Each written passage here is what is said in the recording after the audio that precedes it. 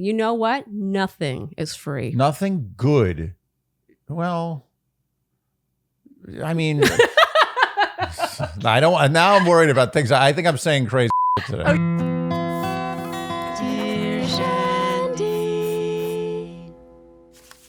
Welcome back to Dear Shandy, listeners. Hello, Andy. Hello. How are you today? Doing okay. Yes. Doing okay. Because it's Q&A day. It's Q&A day. Yes. Q&A day is now twice as frequent as it used to be. But I'm concerned that we will run out of questions. That, honestly, that was one of my biggest fears starting this podcast. It has never come even close to happening. Shandy's, we are touched. Like, no, I don't mean run out of questions that they ask. I mean run out of actual new questions. It's like you've written every song that's ever going to be written. It's over. Oh, but the thing is, you think every song has been written, but it hasn't. Right. That's true. Yeah. Just when you think every song has been written, you get Pitbull. And then you realize you were right. Okay, shall we get going? Answering our Shandy's cues. Let's do it. All right, this first question is from L, as in the letter. Dear Shandy, you two are a joy to watch, and I think the advice you give is very good. Thank you, L. Thanks for answering so many relationship questions. Here's mine. My 42-year-old boyfriend wants everything I want. I'm a 35-year-old woman, no kids, and we've been dating 5 months. He's got a house and a decent job, not many hobbies or friends, and is a little depressed, but doesn't see a therapist. All of that is okay, but what gets me is he doesn't plan dates even after I told him I wanted him to, and he doesn't engage in any kind of deep conversation that is remotely interpersonal or about him. He shuts down, sometimes gets upset, asks me, why do we have to talk about this right now? Or says, I'll think about it and get back to you later. I've tried to make it a game and write questions on cards that we could have drawn from every night. He always groaned and barely answered when we did that, so I threw them out. I've tried to encourage him. I've tried to show him how to do it and then said, okay, your turn.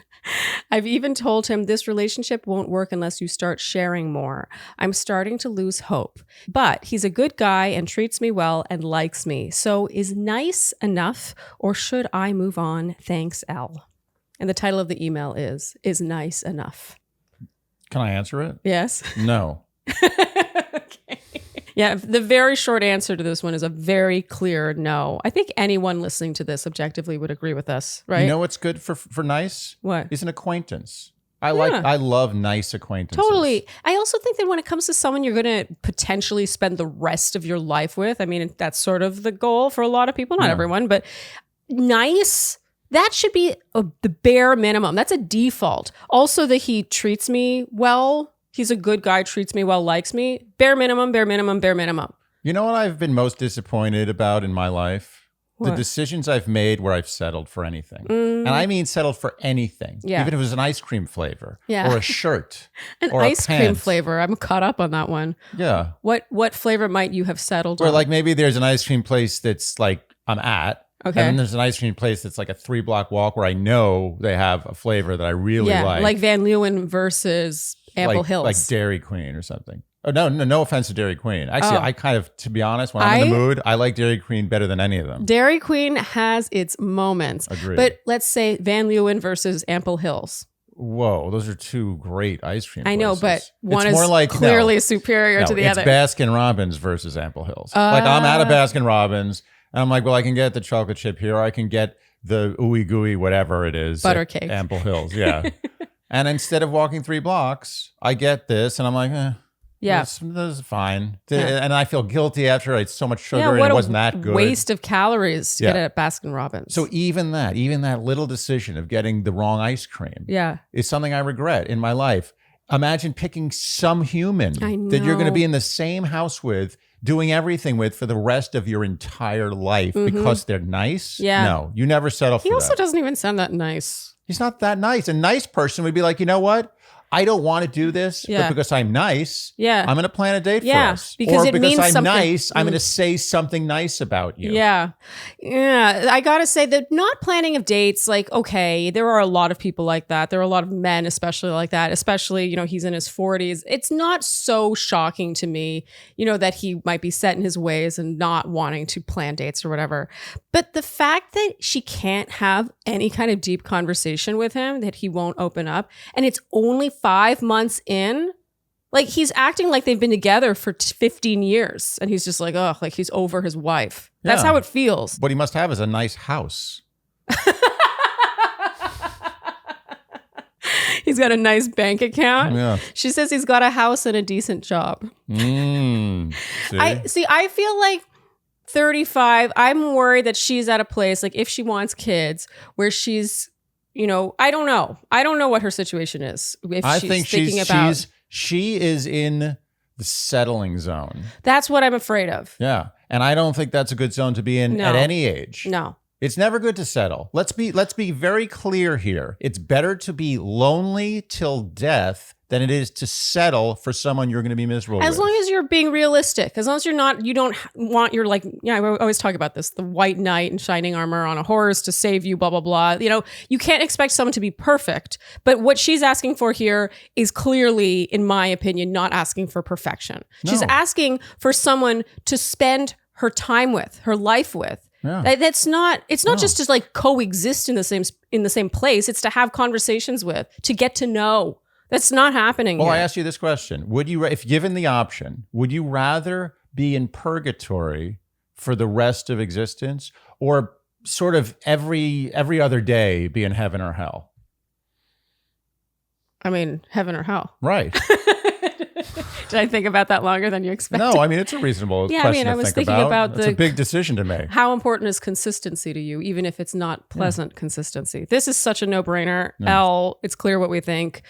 Hopefully you've already ended this, because I don't feel good about this. No, and I don't think he's happy either. The fact of the matter is, he may be one of those super passive guys where he's actually not even that depressed or like this, but he's not into this relationship and he doesn't know how to get out of relationships. Yeah. That's also a possibility. It's totally possible that he's wanting her to break up with him. Yes. That's how it kind of feels. And she's reading it as his personality, but it's actually him saying to her, I am a pussy. I can't break up with people, so do it for me. Yes, totally possible. All right, Elle, good luck.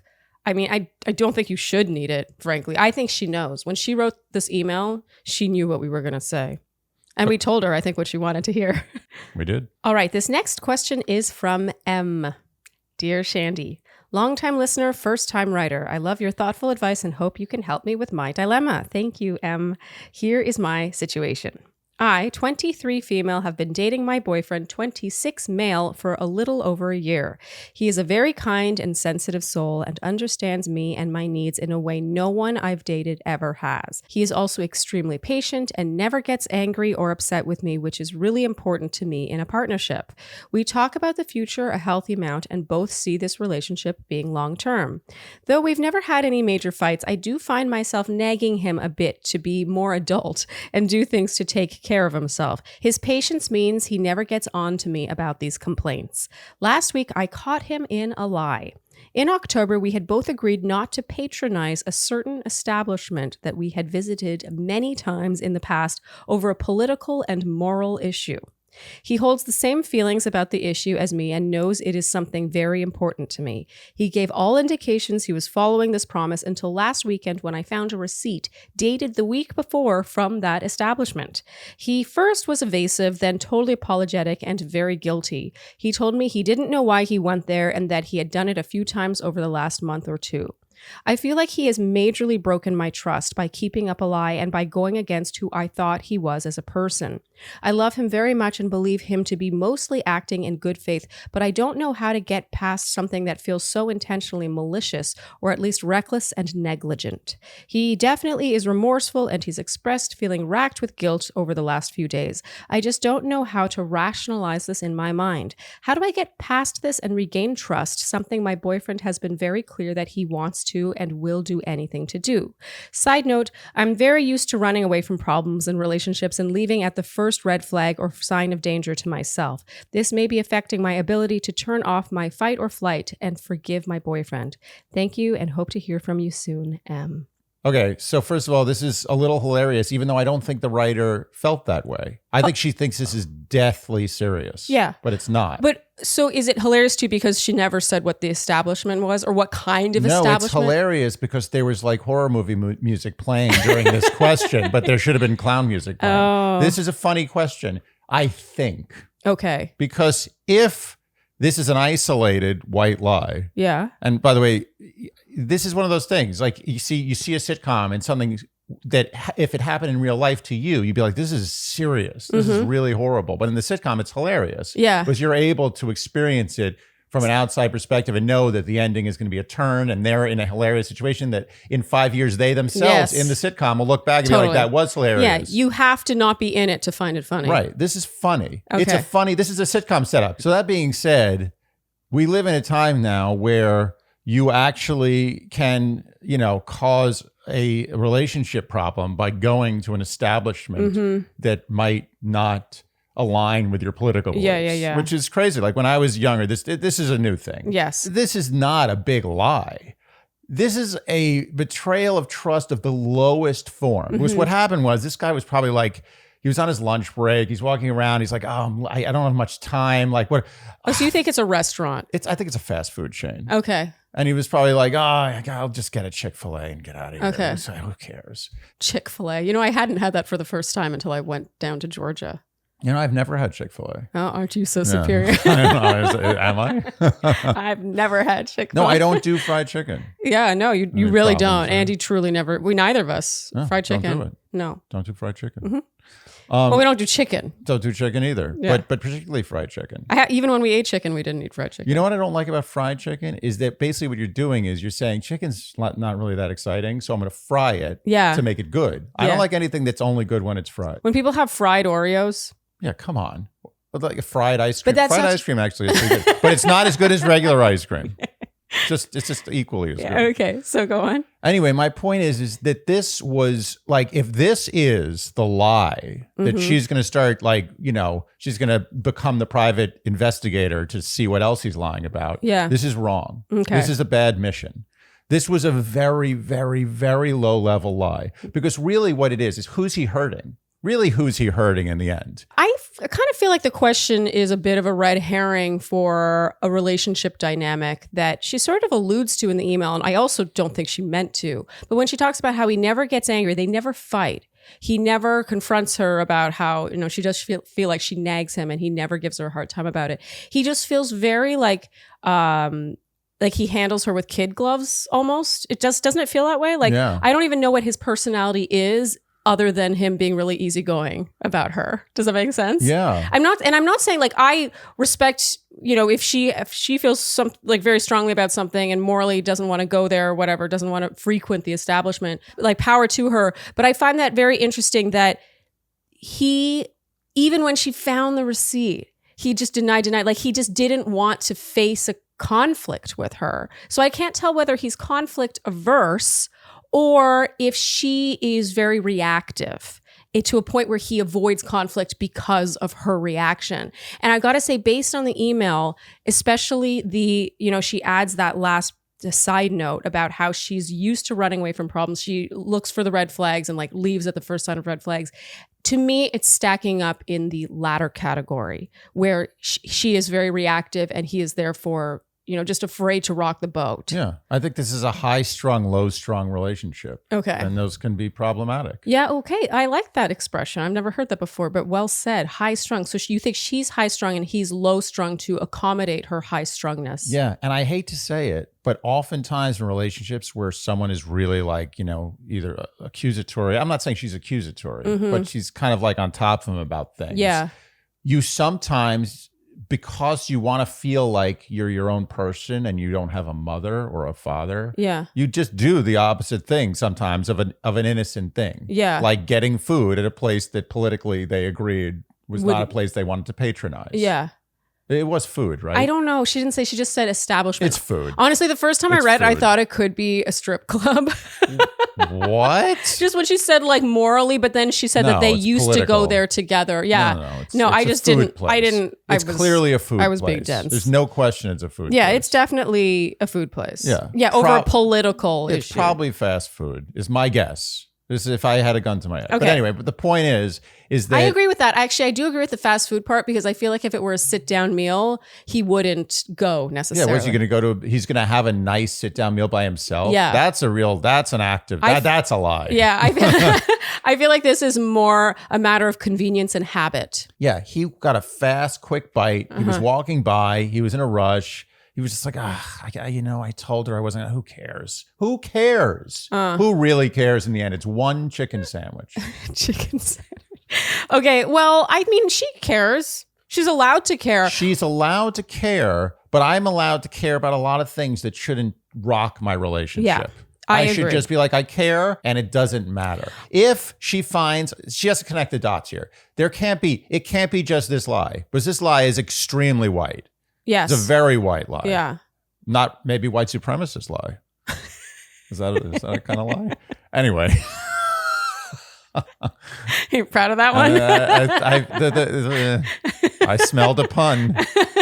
Anyway, he had a sandwich at a place that they agree they wouldn't have sandwiches at. Is he a monster? No. If he does that, and then she finds receipts from, a strip club, and then she finds receipts from an escort service, and then if she finds some other woman's clothing under the bed, then we've got a set of good lies here. Yeah. Then those are actionable lies. I think if she makes a real shitstorm over this receipt for this place, she's making a mistake. What she should do is take a mental note for herself, say, okay, this is interesting. This is a little lie. Is it a big lie? No.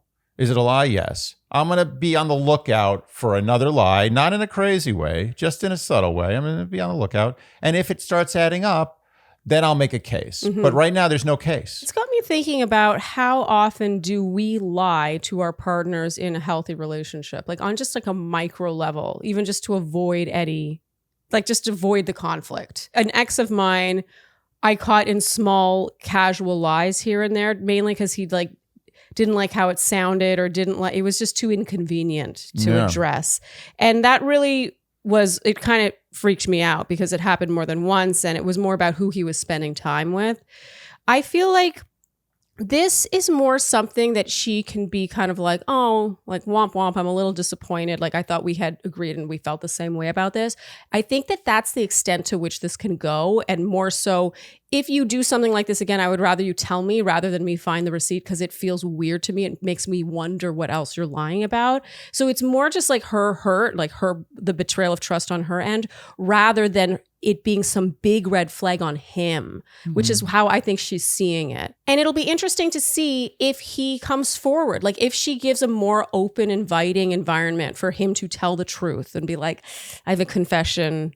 I got the chicken sandwich today. Like I was in a time crunch. I was really having a craving. I just want to let you know.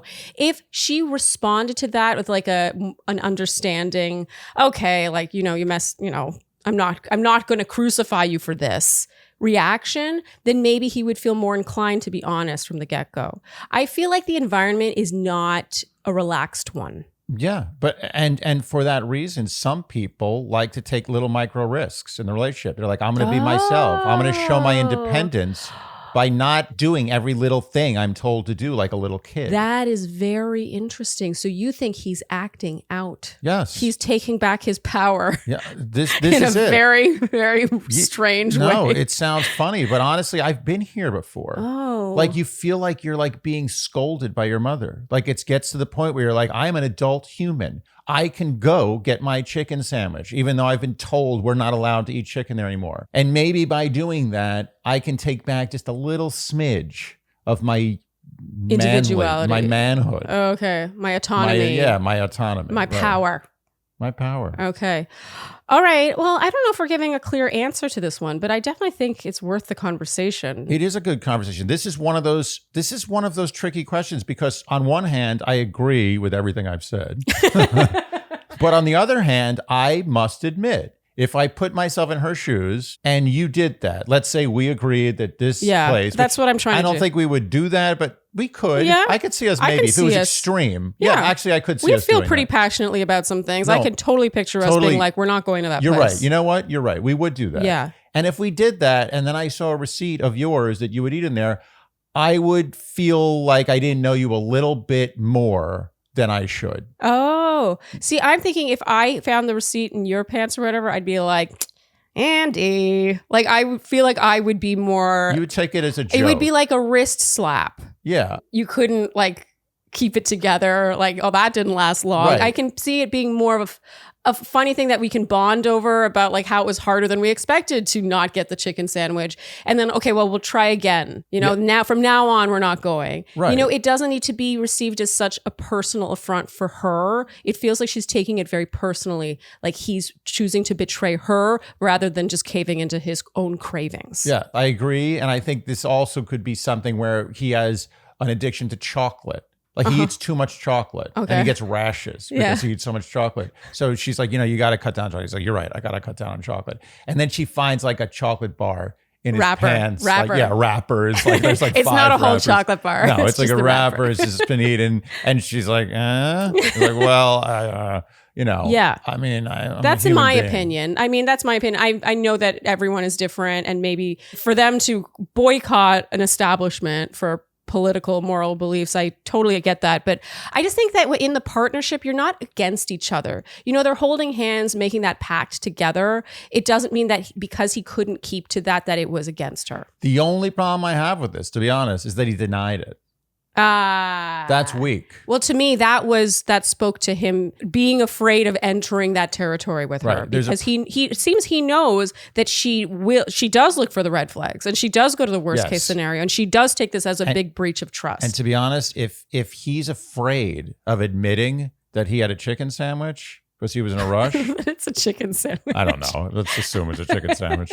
Then he is afraid of everything in that relationship. And that's a problem with the dynamic. I agree. Okay, hopefully that was good food for thought. You can choose to completely disregard our entire answer if you feel that it is not helpful to you, but maybe it will speak to you. Good luck. So Andy, you have in your hands over there. Which has helped me with my sleep immensely. Yes. And it might be difficult to see with the cameras, but that is almost halfway done. And their which is their CBD relief stick, targeted relief. Their which is gummy, CBD gummies for relaxation and relief. Obviously, we're talking CB Distillery, but we're not just talking any CBD. They have the highest quality, clean ingredients, no fluff, no fillers, and I swear you can feel the difference. You definitely can feel the difference. When I go downstairs to take this before bed, I have a smile on my face. There's pep in your step. Yeah, I've come to associate it with sleep. When I taste it, I'm like, oh, I'm about to have a nice sleep. Yeah. I know it's going to work. I'm not like, oh, maybe this will help me sleep tonight. Well, to be honest, that's how I have felt about CBD in the past. CBD is for some reason a very like popular podcast product. We've had many CBD products come across the Dear Shandy desk, in other words. And we have not said yes to almost any of them because we try it and we're like, Yeah, it's just mysterious. It's like, is this doing anything? I'm not sure. It's like, honestly, I think it's a lot of placebo, if I'm honest. But CB Distillery, the first time we took it, we actually started with the gummies, and instantly we were like, oh dear. I mean, we were both like, we got into it. And in an incredibly crowded competitive space, CB Distillery has over 2 million customers. That is a big deal. Like, talk about competitive and crowded. I mean, you can't go anywhere without seeing CBD something now. Yeah, it's like being the biggest bottled water company. Yeah, totally. Like, good luck with that. Yeah. And CB Distillery has a solid 100% money back guarantee. We love a company that stands behind its product. They don't just try to take your money and run. They understand that keeping you happy is the most important thing. This is some good So we have a 20% discount to get our Shandy started. Visit cbdistillery.com and use code Shandy for 20% off. That's cbdistillery.com, code Shandy, cbdistillery.com. So Charlene, would it be fair to say that you get a lot of products? Yes. And would it be fair to say that a lot of those products never get below around here? I mean, there have been a few brands, especially in this space, the Oak Essential space. We're talking body and skincare space, where I've tried it like twice and I was like, no. How many tries do you think this is?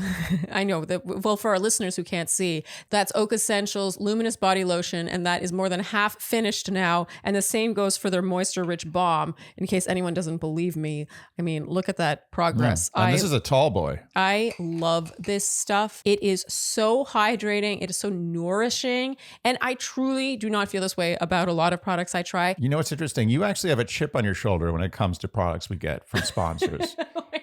don't. No, you do. Wait, how? I could tell. You get a product, and you're like, this product, who do they think they are? Well, sometimes it bothers me if it's just branding. Right. And I'm like, who do you think you are? Like, people are smarter than that, especially if you're charging premium prices. We're putting it on our skin. I want it to be good, especially if I'm going to endorse it. Well, that's what I'm saying. When I hear you talk about Oak Essentials, I just hear you unsolicited talk to me about it from a distance. Yes. And I know that's a good product. And you gradually, as the weeks go by, see it going down and down and down. Yeah, that's all you need to see to know what Charlene thinks about this. Yes, that's true. And their Moisture Rich Balm is my go-to for when I am using some of my more hardcore skin ingredients at night. My skincare regimen at night can be kind of intense. And so I top it off like a pea-sized amount of the Moisture Rich Balm, warm it between my hands and just pat it on for hydration. And it really helps with flaking, which can happen with some intense ingredients. I have not seen a flake on your face. One lone flake. And I have, look, let's be honest, you're pretty perfect, but I've seen flakes. Thanks. In the past. I think. So treat yourself or someone else this season. Our listeners to Shandy's will get 15% off plus a free organic honey-based restorative mask with your first purchase when you use code SHANDY15 at checkout. That's 15% off plus a free gift with your first order at oakessentials.com. OAKESSENTIALS.com. Promo code SHANDY15. Go ahead and treat yourself. From luxurious skincare to meaningful self-care, you deserve it. All right. This next question is from a Gandhi. Ooh. You excited? Yeah, I am excited. For any newcomers, a Gandhi is a Shandy who's a man, but not yet a man because he's not yet 36. So he's a guy, which makes him a Gandhi. Well said. Dear Shandy, I, 25 male, who goes by Steve for the sake of this email, currently live in San Francisco. This last summer, one of my best friends who lives in Seattle told me about a girl he met on a hiking trip who he thought I would be interested in. I thought little of this, but when he was visiting one weekend, he arranged for the three of us to get lunch. Before lunch, he jokingly told me that I would probably fall in love with this girl. For better or worse, he was right. At the end of our group hangout, I had developed a bit of a crush on this girl who we will now name Sarah, 24, female. Unfortunately for all of us, Sarah lives in LA and not San Francisco. I like his writing. The next weekend, coincidentally, I was in LA for a wedding. I texted Sarah asking if she would be interested in brunch, which she was. We had a lovely conversation for about 4 hours, which could have easily lasted longer if I didn't have a wedding ceremony to attend.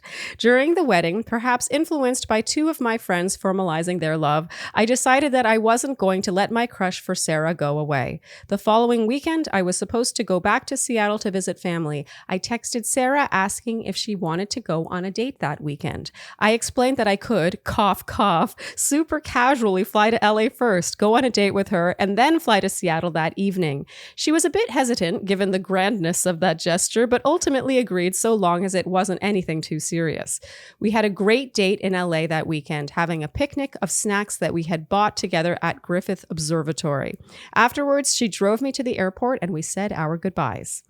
After that date, we started talking more regularly. We bonded over our love of snobby movies, bad roommates, and the struggle of keeping our houseplants alive. This talking phase, as I might describe it, felt very similar to how other romantic relationships I've been a part of have started. Just before the holidays, she was in San Francisco visiting family. We spent another day together eating food and going to the art museum.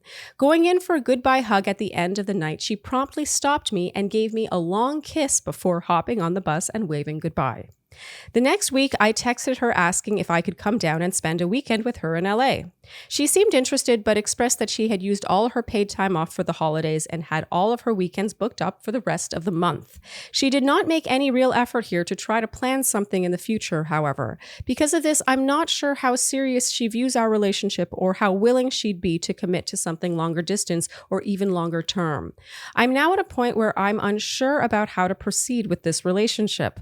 Obviously, I have strong feelings for this person, at least some of which are reciprocated. I don't believe that either of us are particularly direct people, and so the exact nature of our relationship is still ill-defined. I could totally see myself moving to LA for this person, which, for the record, is very feasible given my job, but our relationship is not at a place right now where that seems even close to rational.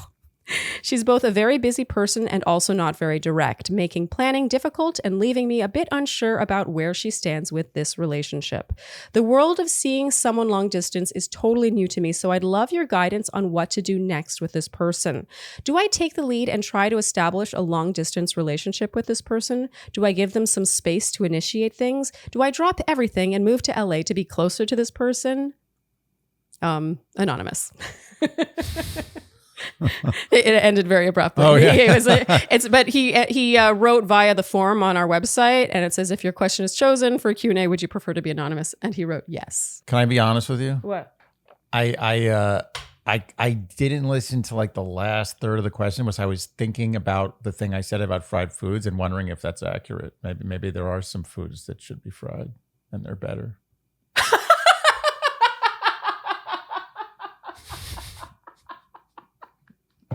Okay, well, what foods? See, what really was the thing is that I was feeling like morally I shouldn't eat something that I don't like not fried. Because all fried does is just obviously frying is going to make it better. Uh-huh. But it's really unhealthy. So like what? So I have to add unhealthiness to just mask the fact that I don't really like a thing. Like fried calamari. How many people like just calamari unfried? Okay. So wait, so you feel guilt right now?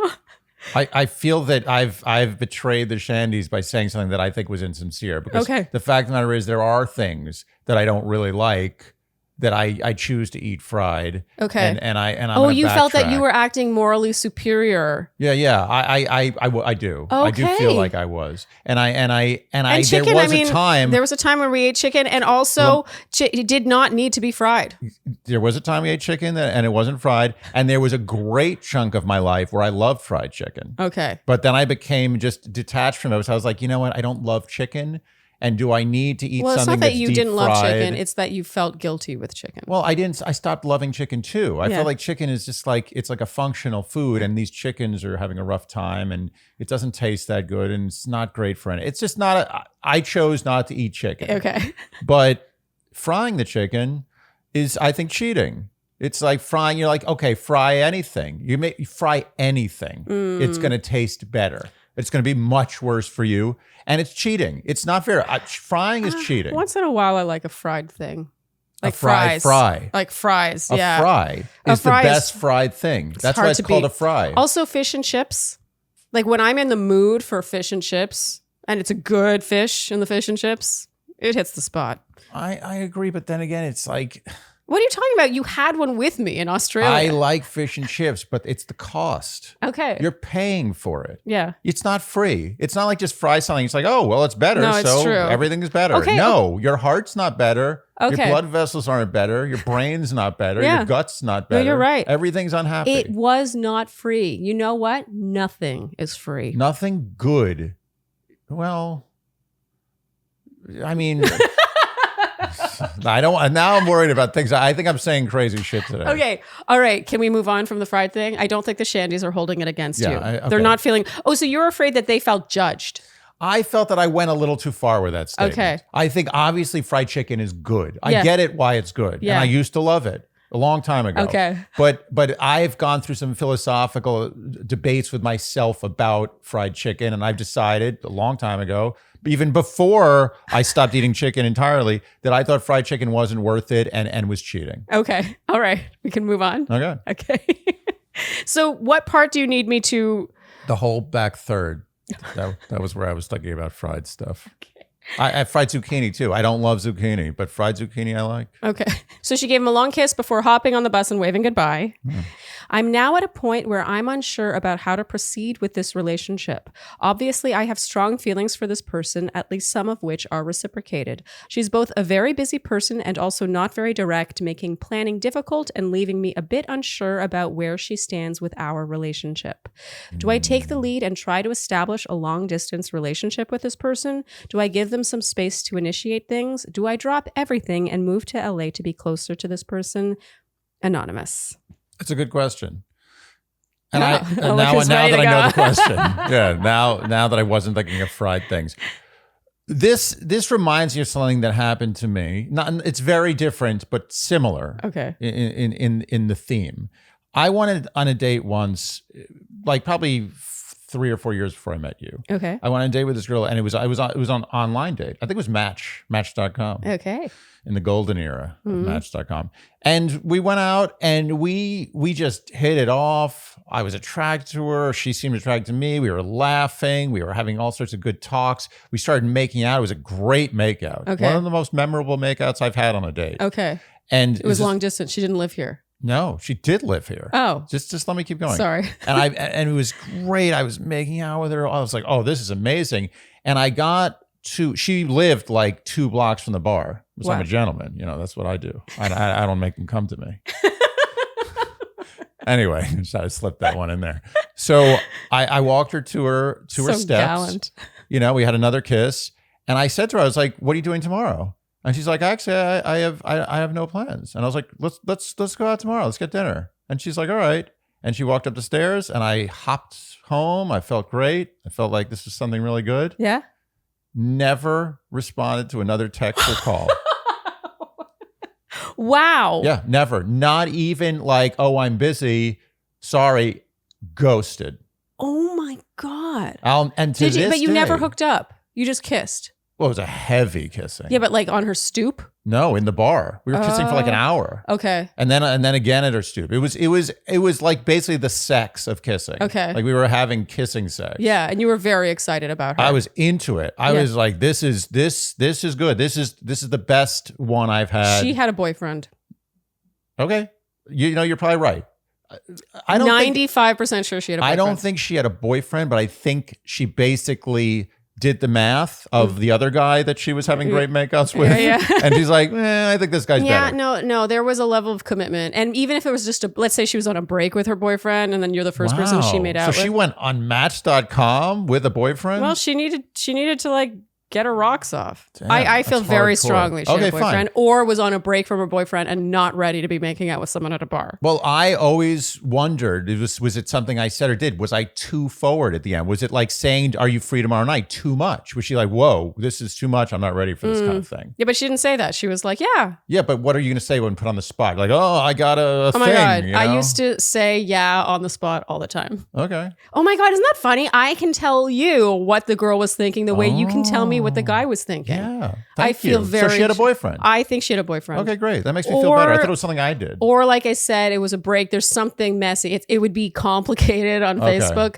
but it's the kind of thing where there was guilt. Okay. To me, there was guilt in this story. All right, fine. Yeah. I'll take that. It makes me feel better. I thought it was something about me. I don't know. I mean, maybe. But you didn't tell me that you did anything weird, so I don't know. I think, unfortunately, you can't put too much weight on a kiss. Ordinarily, 80 to 90% of the time, that kiss is good. That's a good sign. But I think once in a while, you put too much weight on it, and it means nothing. She just wanted to kiss. She's like, you know what? I spent 4 hours with this guy talking about plants. I want to get a kiss out of this.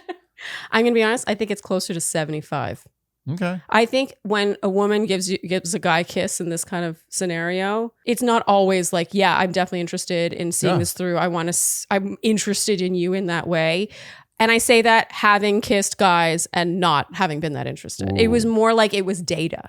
It was either I was like, oh, you've put in a lot of effort. You kind of deserve a kiss. I'm not saying that's what one should do, but I have done that. Or it's been, I'm kind of on the fence about you. I'm not really feeling the chemistry, but a really good kiss is what could turn this into something romantic. And then you kiss and either it's really good and you're interested or you're like, You know what? I'll be honest with you. That's not very different from what a guy does. Okay. There you go. So it's pretty much similar. So that's what I'm thinking may have happened. Yeah. But either way, that's irrelevant. That's just based on some story I had. It reminded me of this.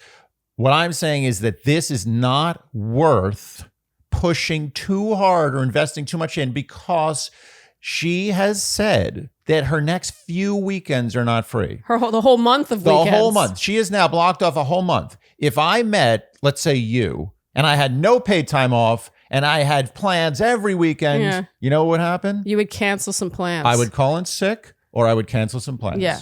You would cancel plans. I would cancel plans. Yeah. Or call in sick. Either one. Yeah, especially since he's the one willing to fly down. Yes. He's made the effort. He's made lot enough of effort. Yes. Enough effort.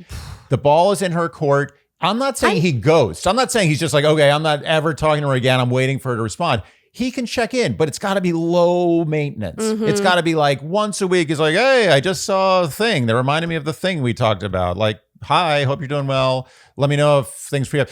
If he wants to. He's too invested in this. He's too invested. Yeah, and it's cute. I find it cute. It's adorable. It's really cute. Like, this guy's an adorable Gandhi. Yeah, like a 25 adorable Gandhi.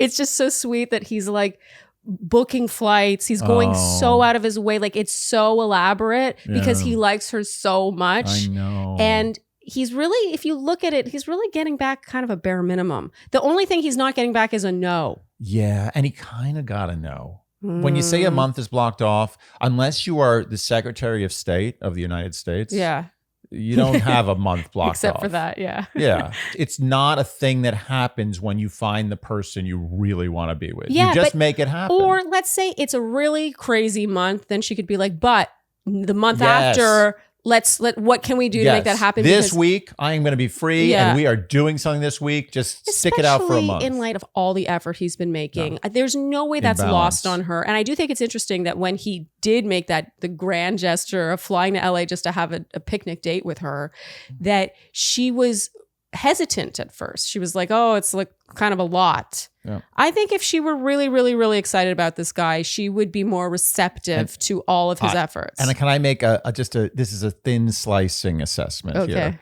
I think that a woman who takes the initiative by kissing a guy who's going for the hug is a woman who takes the initiative to get what she wants.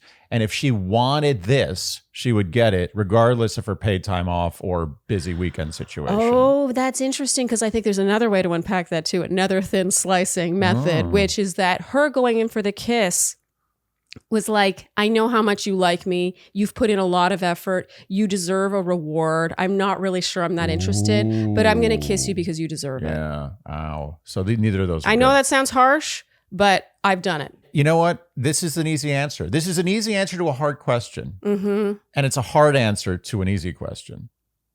Yes. Well, there's a lot of little ways to unpack it, but the result is the same no matter what. He's got to tone it down, move on with just put a little place marker here. Just be like, I'm not forgetting about this, but I'm not going to put all my effort in. I'm not going to stress about it. The ball is fully in her court. She's not, you've chased. Yeah. You've literally chased her. Yeah, which is really, I don't want you, Anonymous, to lose that. Like, I think it's really sweet. He's such a romantic, but I just think we have to remember that women can be players too. Absolutely. This girl, if she's so charming that, a mutual friend was like, you're going to fall in love with this girl. They mate for lunch. He does fall in love with this girl. Oh, not fall in love. You know what falls happens? For her. Every guy that she meets falls in love with her. You think she doesn't know what she's got going for her? Yeah. She's 24, living in LA. She's meeting guys on. She's in LA. She's meeting guys on hiking trips. Yeah. Okay. Oh, okay. No, she's good. She's got options. Yes. She's one of those girls that wears a beanie when it's not cold outside. Oh my God, that's so true. And then he's going to be thinking about her always like the rose-colored glasses with her wearing the beanie. Like, the beanie. I should have known. The beanie was my first sign. Beanie. Yeah. And LA. And you know what? He can hold out hope. I'm going to allow him to hold out hope, but very little. Yeah.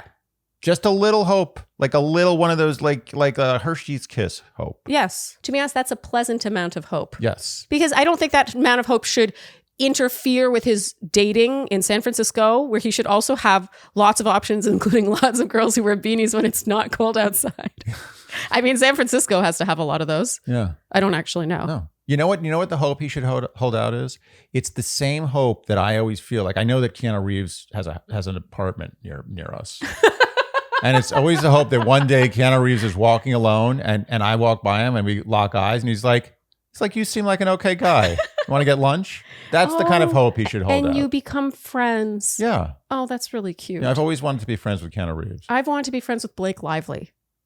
I also want to be friends with Blake Lively through you. Because I have friendship dreams about Blake Lively. Yeah. I don't know if I've revealed this before, but... Maybe Blake Lively's a Shandy. It seems unlikely. What are the odds? Like 1,000 to 1, 100 to 1, 10 to 1? I think 3 to 1? Knowing what I know about them as a couple, they would enjoy Dear Shandy. I agree. But I think we're just not famous enough. They're too famous. Yeah. They're friends with other famous people. I'm going to say it's 15 to 1 odds. People like that are only friends with other famous people who are equal or higher fame, or friends who they knew before they became famous. Do you think any super famous people listen to really unfamous podcasts and it's like their little guilty pleasure? They're like, I don't care if they're not famous. I'm still going to listen. They're really good. Or do you think once you get super famous, like everything you ingest has to be from people who are super famous?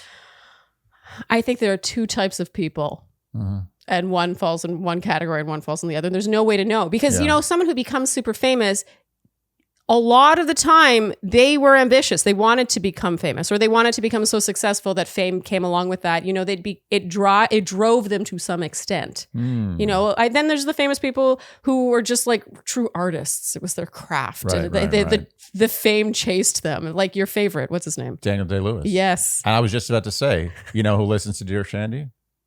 I wish. Daniel Day-Lewis. I feel like Dear Shandy is too lowbrow for Daniel Day-Lewis. Yeah, he's not going to do it. Yeah. You know what scares him away is The Bachelor stuff.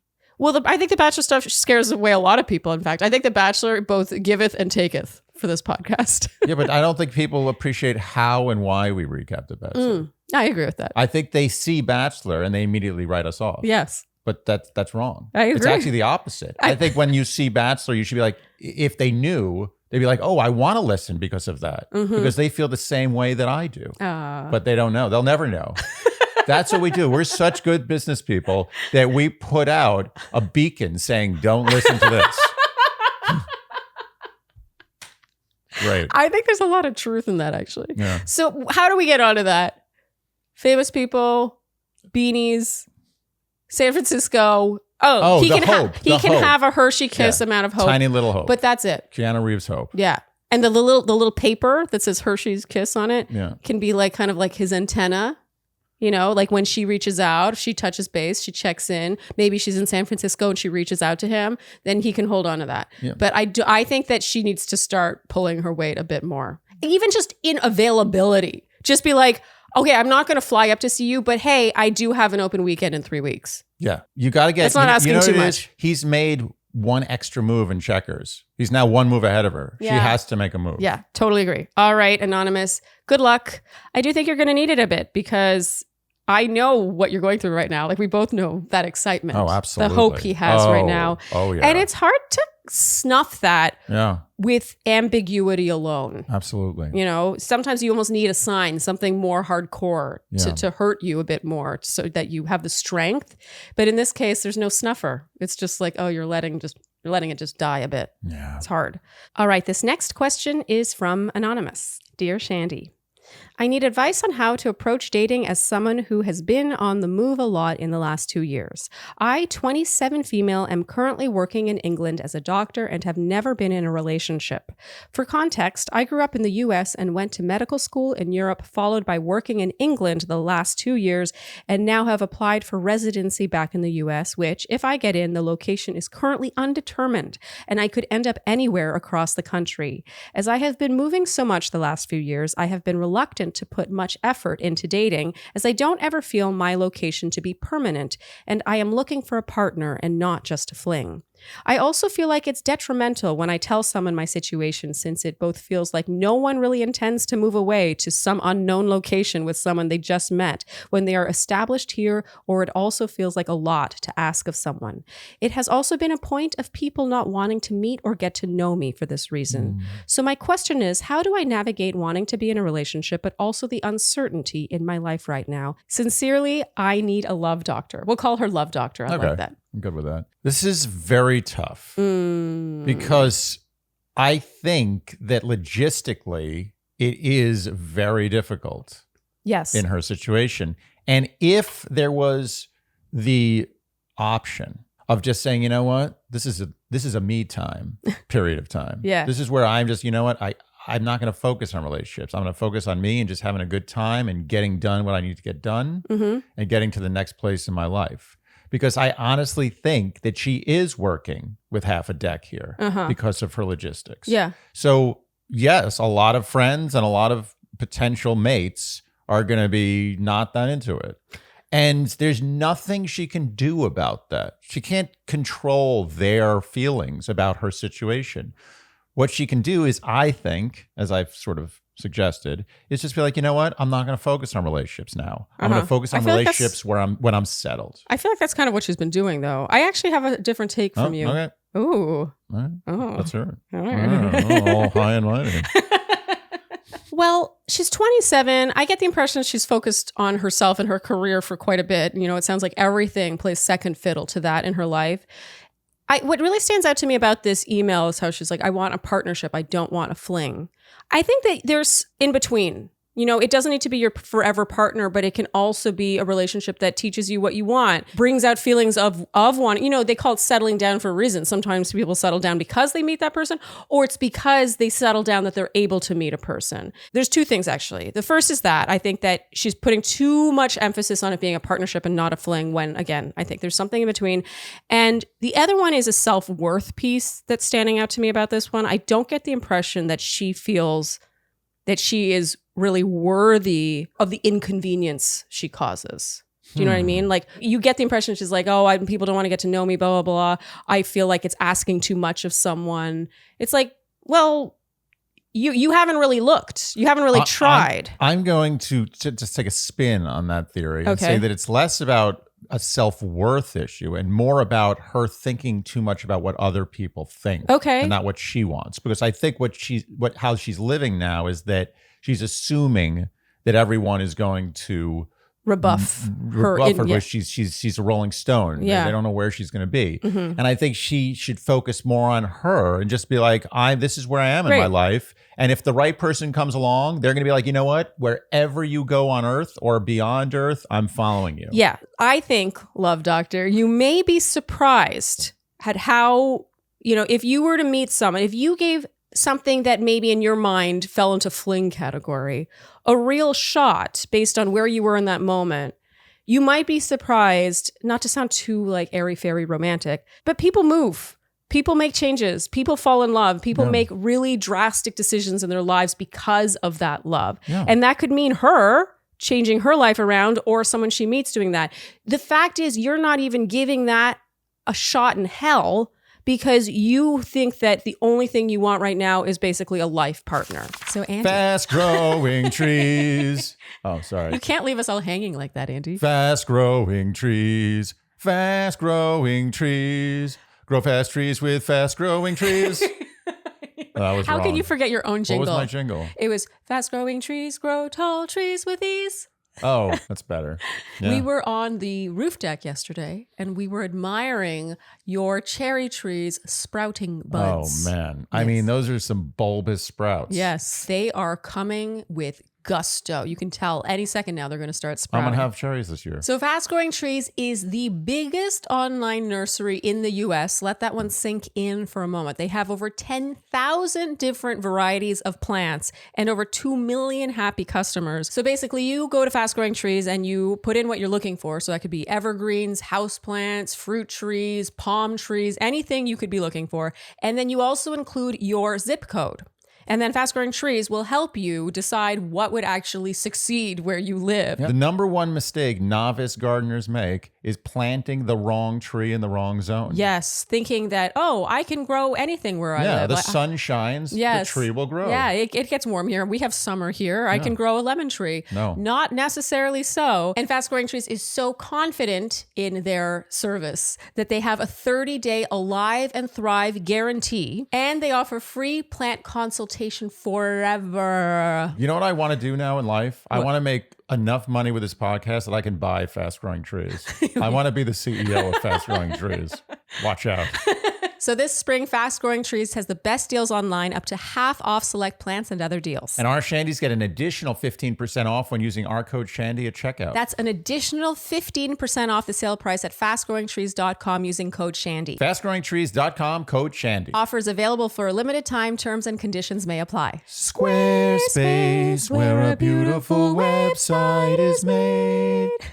It's always a little bit different, and I don't know how. We got to keep them on their toes. Yeah, it was on purpose. So, Andy, Squarespace, the destination for building a beautiful, gorgeous, professional-looking website with little to no design experience. And we recently made our first new hire at Dear Shandy. Yes, this is very exciting. It was a big deal. If you follow us on Instagram, you know that we said we were hiring, and we had so many phenomenal candidates. But let me tell you, when it got down to the wire and there was only a few left, you know, you get to a point where you have the luxury of being selective based on additional skills. And one of those additional skills that really was a clincher for us was the speaking of the language of Squarespace, because everyone knows by now that dearshandy.com is built on Squarespace. And we wanted someone who could help us with the website long term. I mean, you can make an argument that our first real hire was Squarespace.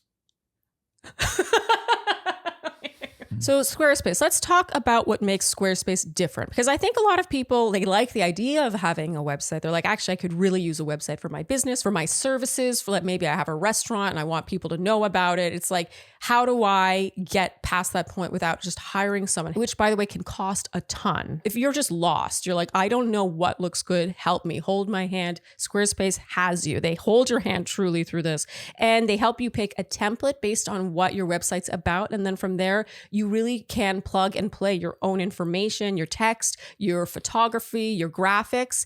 And then with features, you can be scheduled through Squarespace. So like, let's say you provide a service, you can do that through Squarespace. You can sell product, do e-commerce. You can do payment plans. You can have member areas. You can have gallery options. Honestly, it goes on and on and on. Making a great website on Squarespace now is like booking your own travel as opposed to going to a brick and mortar travel agency. Totally. It is the kind of thing where you learn this language and it pays dividends over time. So go to squarespace.com for a free trial. And when you're ready to launch, go to squarespace.com/Shandy for 10% off your first purchase of a website or domain. Again, that's squarespace.com for a free trial. And when you're ready to launch, go to squarespace.com/Shandy for 10% off your first purchase of a website or domain. I just think there needs to be more breathing room than that. She can go on a date that really might look like it's going absolutely nowhere, but you know what? It is never a waste of her time to do that. No. Because she will always learn something about herself and about what she's looking for in another person. It's also what you're saying, and what I think this is about is life's not about the destination. No. It's about the journey. Thank you. It sounds corny, but it's 100% true. Yes. It's why it's corny. It's so people are like, yeah, we know it's about the journey. That's why it's corny. Anyway, she's on a journey now. Yes. She's on a cool journey. She's just like, totally. The world is just moving with her, and she's doing her thing. And someday she's going to land. And then when she lands, she can find the permanent relationship. Yeah. She can find the permanent friends. But even if... I'm disagreeing with that. No, I'm not saying that it only happens when she lands. My point is that if she's really receptive to what's happening in her life and like the unstable nature of her life, she might be surprised how many pieces of stability she can find if she lets go of the fact that she needs to be settled first for it to happen. Yeah, no, I agree with you, but I'm saying it doesn't have to be. I'm saying she has to let go of the need for that. Yes. I'm saying, yes, you're right. There may be a friend who's like, I'm with you thick or thin, no matter where you go, where you land, I'm with you, or a lover or a relationship or a partner for life. It doesn't matter. What I'm saying is she should just let go of the need for that and appreciate this journey. Yes. And if she does that, and she takes her eye off that ball, which she's focused on, she may get hit in the head with it. In a good way. In a good way. Like whacked in the head. Yeah. It's like, whoa, a friend. Ooh, a mate. Or a lover who, even if this person does not become your life partner, can teach you so much. Yeah, remember that lover I had when I was sort of in between places? What a magical time that was. Yes. Now that I'm married with 9 kids and like... and also though, that lover could inform what she ended up looking for in her forever partner. Yeah. Learning.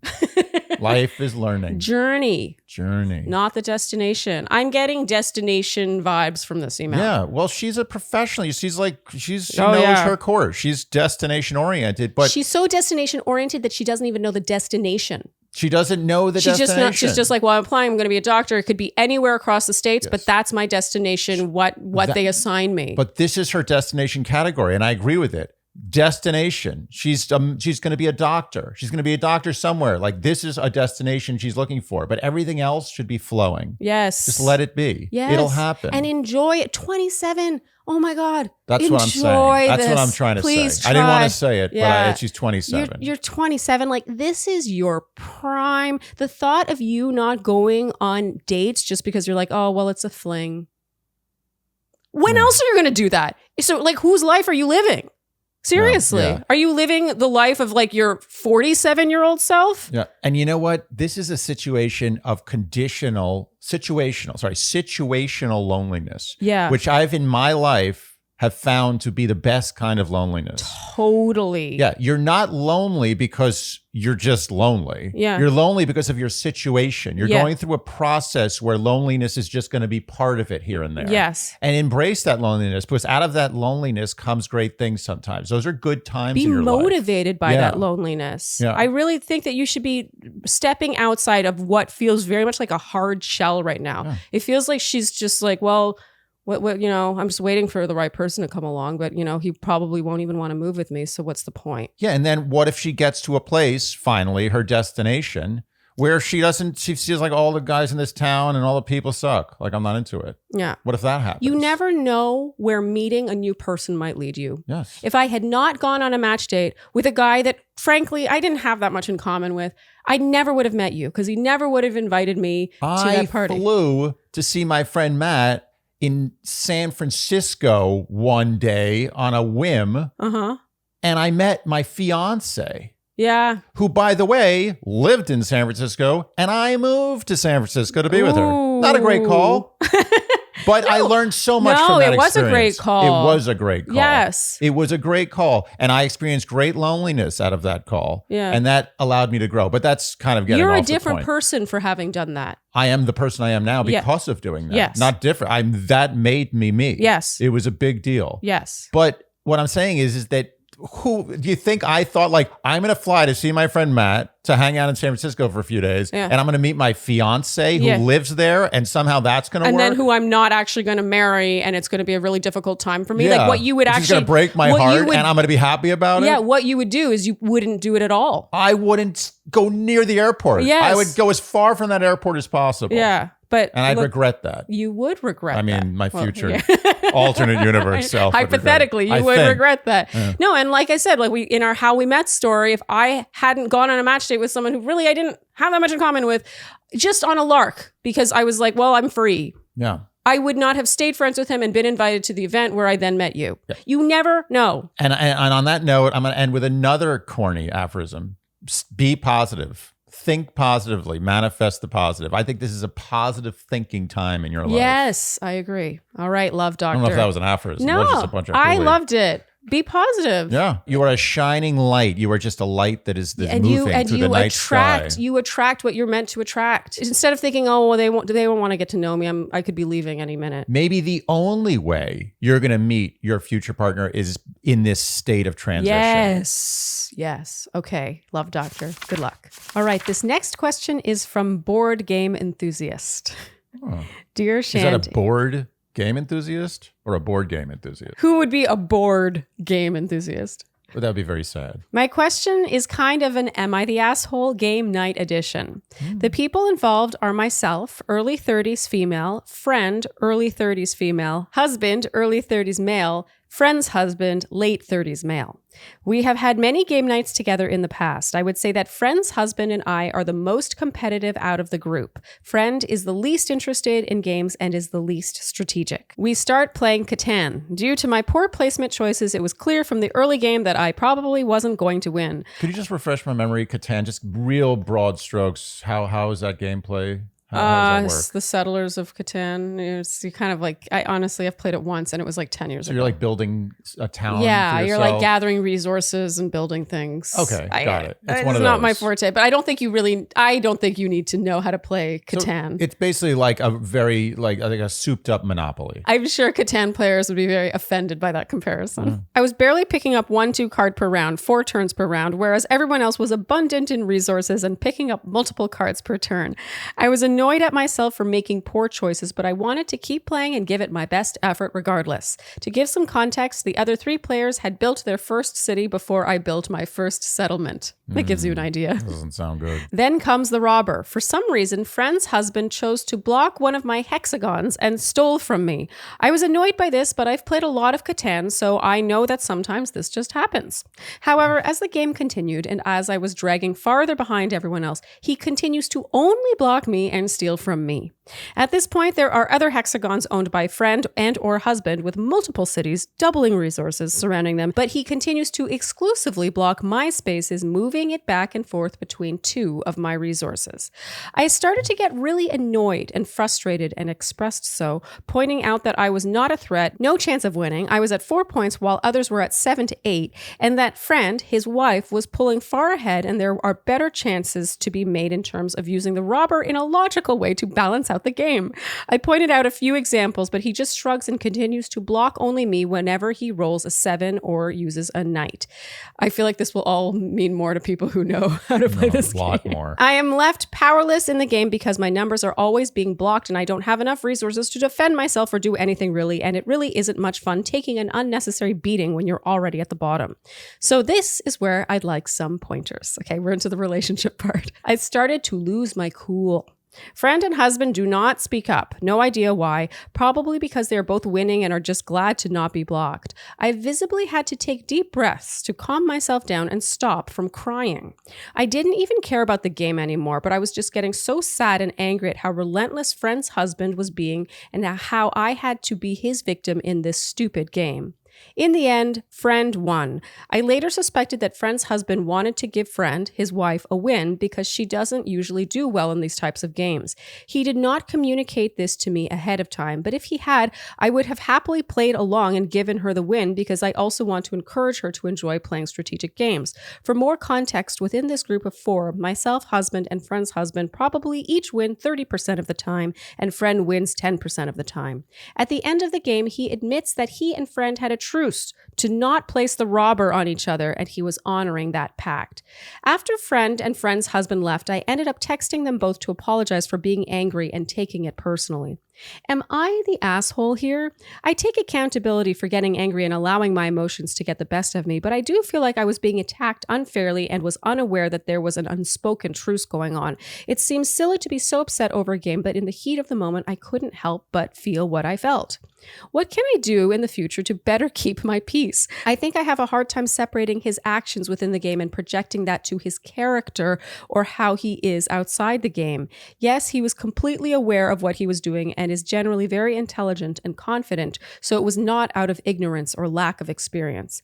I'm an avid board gamer and have probably played Catan at least 100 times with different groups and have never been in a situation like this or reacted so strongly. I don't plan to play Catan with friend's husband anymore because from this incident, I feel like he has no misgivings about collusion or playing dirty. How can I be better at not taking actions within a game personally? I know it's just a game, but it doesn't make it easier when you're at the bottom and continuing to be screwed over. Would love to hear your take and any feedback so I don't lose my cool within a screw your neighbor type of board game. Thanks in advance. Board game enthusiast. I find this question very funny. It is funny. I don't know if I'm supposed to find it funny, but I do. Well, it depends how you look at it. On the surface, like I'm not a Catan enthusiast. No. I don't know how serious Catan games get. But I think pretty much when adults get together to play a board game, there's no real rules. It's like as long as you're not flipping the board over like a baby, or you're like blatantly cheating in a stupid way, it's pretty much. It's fine. It's just a game. Yeah. You're not there for the game. You're really there for the social. Company. Yes. It's about the social interaction. And if someone's doing something that's kind of funny, like they're colluding and they're screwing you over, in the end, that should be light and funny. Yes. Like so you lose a game of Catan. Does that lower your social status in the world? No. No one cares. If anything, the person who's least liked is the person who always wins Catan. True. It's so funny how competitive she is about a game. Well, that's what I wanted to talk about. Her competitiveness. I think that this is a red herring question. Yeah. And it's funny. But let's get past the funny. The funny's done. The funny part of this question is very obvious. Okay. Yes. You know what? I'm not even addressing the funny, but it's too obvious. Okay. It's beneath We you. all know why this is funny. But let's move past that. I think that she needs to take a quick look at her competitive nature. I think there's something going on there. Okay. And I'm not saying it's a big deal. Yeah. Because I know a lot of people get really, I know some people, we know some people who get pretty hyped up about board games. Yeah. Very serious. Yes. But and maybe those people are too competitive. And there's some issue. Yes. They are. Yes. And there's some issue there. Competitiveness, like if you're like, Michael Jordan, or you're like one of the best athletes in the world, that's a different kind of competitive. That's just like, you're like. Well, and you're making a living. Yeah. Like you are a star because of how competitive you are. The world knows you because of your competitive nature. And you're really good at something. And that's fine. It's something that people really care about. No one's going to go see a tournament of Catan and you pay might be like surprised. $5,000 for floor seats. Maybe that happens. That I have no idea. You know what? Now that I think about it, people are going to see Catan tournaments, but very small amount of people. It's a very famous game. Compared to NBA, probably small. But anyway, my point is that she's not making a living. She's not a professional Catan player. She is basing, in some micro little way, her self-worth on her experience in the game of Catan. Okay. And that is an issue that is definitely going to bleed into other aspects of her life. Yeah. And I think rather than ask if she's an asshole, she's not an asshole, but she's like kind of like, if anyone is an asshole here, it's either her or the friend's husband. No one's an asshole. But people are veering into asshole. But you can't be an asshole at game night unless you do the things I said previously, which is flip the whole board over or cheat blatantly in a way that's not funny. Yeah. So no one's an asshole. But if anyone may be becoming an asshole, it's kind of her for getting legitimately pissed off about what was going on. Because it is a game and it's a social, it's basically just an excuse to get together and have adult fun with your friends. Yes. So the answer to her question, am I the asshole? Not really, but you're more of an asshole than not an asshole, but that doesn't mean you're an asshole. But and she's definitely more of an asshole than anyone else in this scenario. You're the biggest asshole in that room.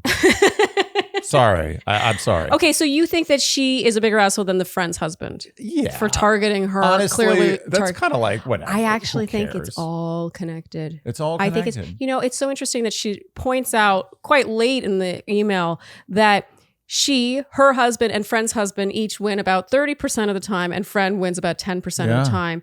And even that, like him with his wife, they make a pact probably because friend probably doesn't have that much fun because she's not like, she probably feels left in the dust that it's noticeable that she never wins. So to me, like husband and wife, he's like, okay, I won't send the robber on you. Like, I don't think that's something that he needs to disclose to a board game enthusiast and let her in on it and then make it this thing that they're all like pitying friend and letting her win. Like, I don't think that board game enthusiasts, that's her right to know that and be in on that. And I also think that her level of competitiveness that bleeds through this whole email is not helping her. No. Like, it might help her win a game of Catan, but I think that her competitiveness is the exact reason why friend's husband was targeting her in this game, because he had the opportunity to, and she's used to winning a lot of the time. And he was like it's like a brother like poking his little, like two kids poking each other and getting a reaction. And then meanwhile, like your parents are scolding the one who screamed, but you're like, I didn't do anything wrong. I think this might be a deep-rooted issue.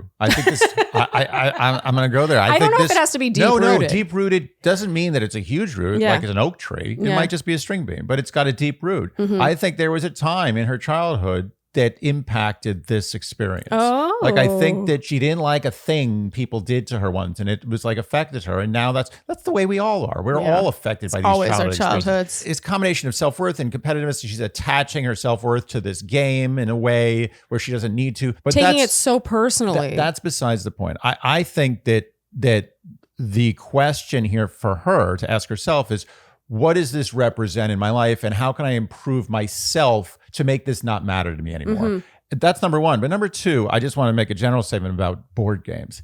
I will say this. If I sit with people I have never met before in my life, let's say it's 4 of us playing it, whatever, any board game. Yeah. So that's competitive, not like Hungry Hungry Hippos. Then everyone's just joking about it. I love Hungry Hungry Hippos. I know we've talked about this. I know you love Hungry Hungry Hippos. Well, you know, want to know why? Because it's just as fun. This is what I think some people get wrong. I mean, what I personally think some people get wrong about this is that when it's a game based quite a bit on luck, it's honestly a lot. Can be more fun. This is why you're such a healthy person. Well, because I think that some people where it's based so much on skill and strategy, they start to like get off on it in a way that makes them kind of like this, you know, where when it doesn't go their way and they're like, but I'm really good at strategy. And why is he targeting me? Like, why didn't he target anyone else? They had more resources than me. It's like, you are creating this reality. Your reaction at this moment is the reason he's targeting you because it's so satisfying. Yes. Look at this result. Every time he steals from you, you are losing your shit. Absolutely. People love that. Yes. Because they know this is meaningless. And they're getting a kick out of it. Yeah, it's like when someone makes fun of, teases someone, and because of their reaction, it's like, what else do you expect? I'm not saying that Friend's husband is really mature, I'm not surprised. I'm not going to forget about the thing I was talking about. Okay, sorry. So if I was sitting at a board game with 3 strangers, and we're just playing a board game that involves some skill. Let's say Monopoly. Okay. There's a little tiny skill in Monopoly. If I was sitting there and I was playing with them, I can tell you right now, after that game of Monopoly, I would know 80% of what I needed to know about their personalities. 80%. Whether they were joking about being serious about something, being serious about something that was a joke, about how seriously they took the game, how not seriously, was it fake, not serious? There's so many layers you can gauge based on a stupid game like that. Yeah. And I will say this, following that, if you had to spend 1 year living with a roommate, would you rather live with someone who was super competitive or someone who didn't care at all? Oh, that is a great question. That's a great question. I mean, I know my answer. I know my answer.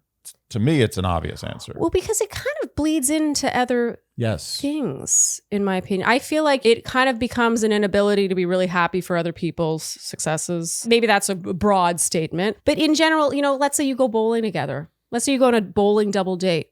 Who are you going to have more fun with? The couple who's like really trying to win, or the couple that's like, oh, I'm so glad we got together and that we're bowling on this Friday night? I'll be honest, that was a rhetorical question.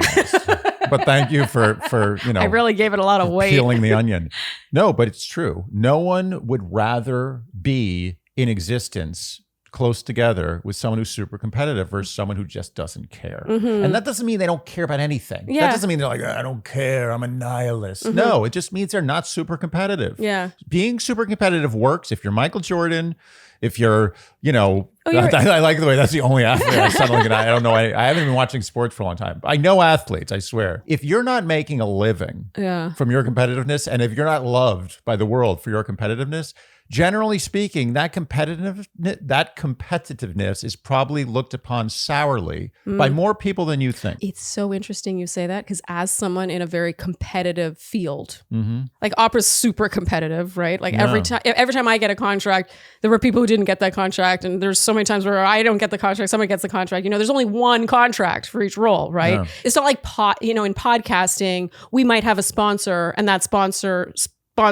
hundreds of podcasts. You know, there's plenty to go around, but it's different in the performing arts. I've got to say, competitiveness in a friend in the same field as me has been the number one reason why we have faded as friends. Oh, I've seen that. That above distance, above compatibility, above, you know, life changes, you know, circumstance changes, whatever. I have found that when I feel that vibe from someone, and it could be someone more successful than me or less successful than me. It's not about... It makes you feel less good about your friendship. It infects the friendship. It is a disease. It's another person in the room with you. And it colors the tone of your conversations pertaining to that industry or whatever. It changes everything. That's so interesting. That I hadn't really thought of that, but you're making a really good point. Her competitiveness is a great contribution to their game nights, but I don't think that's what she has to bring to the table. I'm sure it makes it interesting and fun sometimes because she's really good, but that's not why they're hanging out. Because she's so good at playing Catan. And I do believe that, as silly as this sounds, I think this is a perfect moment for her to do some self-reflection. I think that this thing that happened in the game night happens in other parts of her life in very little ways, not huge necessarily, but very little ways. And I think eliminating that is only a good thing. So let's quickly touch on the friend's husband. Do you think that he was just getting a reaction out of her and was amused? Or do you think that it represented a deeper annoyance he might have with her?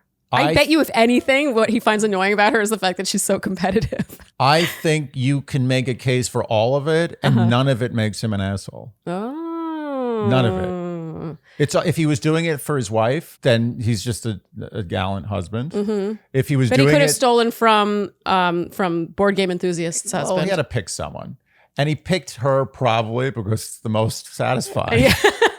And that's her fault. Yeah. I've been in that position too before. I remember I used to get so riled up. I used to play stickball when I was a kid. Okay. And I was very good. Let me tell you something. Nothing in my life I've ever done better than stickball as a pitcher and a hitter. Okay. Like literally, I felt like I was one of the best stickball players in the world. Yeah. And therefore, I would challenge all like guys I was competing with on the baseball team in high school. I'd be like, let's play stickball. Let's see how good you are. And I remember once in a while, some kind of semi-schlubby player, like a friend of mine, would either beat me or do well against me. Yeah. And you'd get a rise out of me. Like I'd be like, I'd be all grumpy and annoyed. That's fine. I can't even imagine that. And I could tell that they would laugh. Yeah. They'd get into it because they knew they weren't beating me, but they knew that as long as they could chip me a little bit, just take a little chink out of my armor, then they could get that rise out of me. And it was enough that they would feel like they won. Yeah. And I gave that to them. Yes. And that was my fault. Okay. That's an interesting memory to come back. Yeah. I don't think competitiveness is necessarily a trait that we should strive for socially. I will say that if I have the opportunity to play a one-on-one board game or some sort of like leisurely game with another individual that I don't know, after that game, I will have a very good idea if I want to be their friend. Ooh. So, microcosm of social interactions.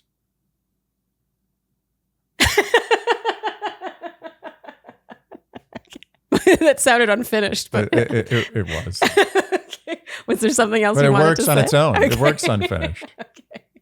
Microcosm of social interactions. Neither a question nor a statement.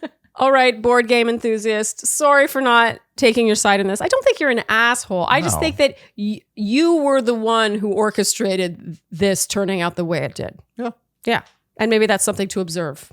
It'll help you keep your cool, really giving the reaction. That's what it does. It's like with a T-Rex. If you move and you flail, then it sees you. But if you stay totally still. Are you sure about that? Okay, you come up with an analogy. A shark is a better animal. Oh. Yeah. Because if you flail. Yeah, it likes flailing. Okay. It's like an injured animal. Oh my God, it's like smelling fear. You know how you stop a shark? This is insane. I've seen people do it. First of all, sharks have no interest in humans. They don't eat humans.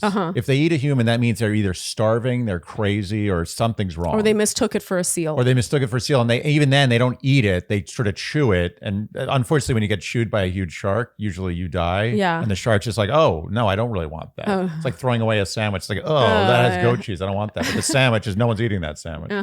So you take your hand and you face the shark, and the shark's coming right at you. You face the shark, you put up your hand, and you literally put your hand on its nose and just push it away. Oh. Very easy. Okay. But yeah, the smelling of fear. Friend's husband smelled her fear. Yeah. She made it very obvious. He capitalized. He got pleasure out of her suffering. Yes. And her suffering shouldn't have been there in the first place. Yes. Then it takes away his pleasure. All right, Andy, that is a wrap for this Q&A. All right. I'm going to do that thing I do. Oh, the thing. Yes, I do this once in a while, where I remind our lovely Shandies that if you are writing in a question that you want to be read in a Q&A, please consider length, how many minutes it takes to read, just because that continues to be the main reason. I'm a broken record at this point. The main reason why a question is not chosen. You know what's better than length? What? Girth. Yes. Make it impactful. Yes. It doesn't even need to be beautifully written or anything like that. No. It could even be in point form. Point form. Everyone loves point form. Yes, but the number of minutes it takes to read will definitely impact whether or not your question is chosen. And I always feel bad, but you find a question that's amazing. Yes. But it's too long. Yes. And then you feel like the person who wrote the question was like, how could she not use my question? This is such a good question. And we want to use it. Yeah. But it's Just too long. It hurts my heart to think that someone could write something so beautiful and long and send it out into the ether, and then you never get a reply. That's what stinks about it for us. Yeah. It's like they put so much work in, but the more work you put in, sometimes the less chance it has of getting on the show. Yes. So less is more. Anyway. Whatever. Downsize the length. Okay. If you enjoyed what you heard today, you know what we will ask of you, and that is to like, subscribe, hit the notification bell, follow us on Instagram and TikTok, leave us Apple and Spotify podcast ratings and reviews. Tell your friends, and generally do all the things you would do to support a podcast you enjoy. Thank you so much for tuning in, and we'll see you next time on Dear Shandy. Bye-bye.